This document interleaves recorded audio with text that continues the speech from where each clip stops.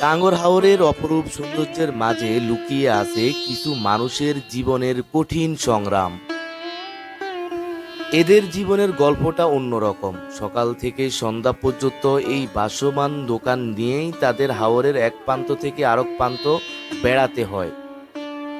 পর্যটকদের মুখে হাসি ফোটানোর জন্য নিজেদের রোদে বৃষ্টিতে ভিজে কাজ করা, এটাই যেন তাদের বাস্তবতা।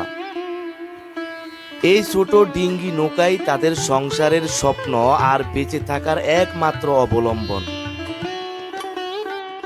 প্রতিদিন ভোরের আলো ফোটার আগেই শুরু হয় তাদের প্রস্তুতি। টাঙ্গুয়ার হাওরের বিশালতার মাঝে জীবন যুদ্ধে এই সৈনিকেরা ছুটে চলে প্রয়োজনীয় জিনিসপত্র সংগ্রহ করতে।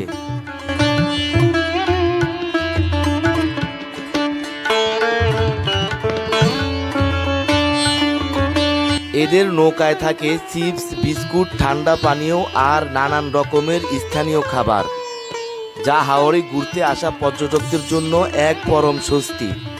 কিন্তু হাওরের আবহাওয়ার সবসময় একরকম থাকে না। হঠাৎ ঝড় বৃষ্টি বা উত্তাল ঢেউয়ের মধ্যেও এরা হাল ছেড়ে দেয় না, বরং জীবনের ঝুঁকি নিয়েও চালিয়ে যায় তাদের এই সংগ্রাম। এটা না, এটা না, এটা না, ঢুকছি না। ওই যে প্রাণের প্রাণের যেটা, ওইটা দেখ। কখনো কি ভেবে দেখেছেন এই মানুষগুলার নিজেদের পেটের ক্ষুধা মেটানোর জন্য অন্যের মুখে খাবার তুলে দেওয়ার এই লড়াইটা কতটা কষ্টের?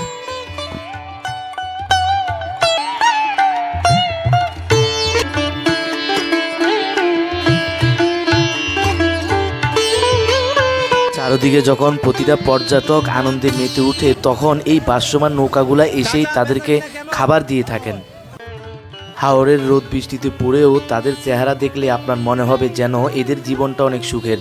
এদের সব সময় মুখে হাসি থাকে, আর এদের সাথে কথা বললে আপনি বুঝতে পারবেন না যে এরা আসলে কতটা কষ্ট করে, কতটা পরিশ্রমে এদের জীবন চলে।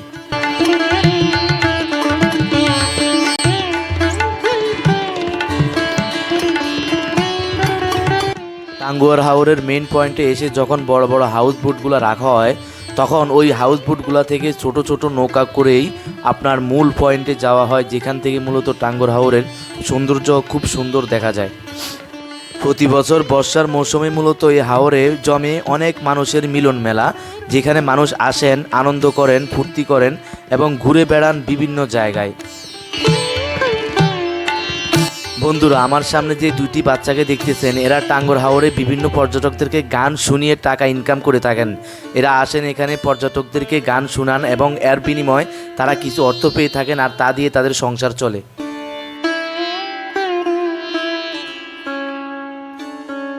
টাঙ্গুয়ার হাওরে যাওয়ার পথে আপনি দেখতে পাবেন অনেক বিলাসবহুল হাউসবোট এবং বিভিন্ন রঙের রঙের নৌকা।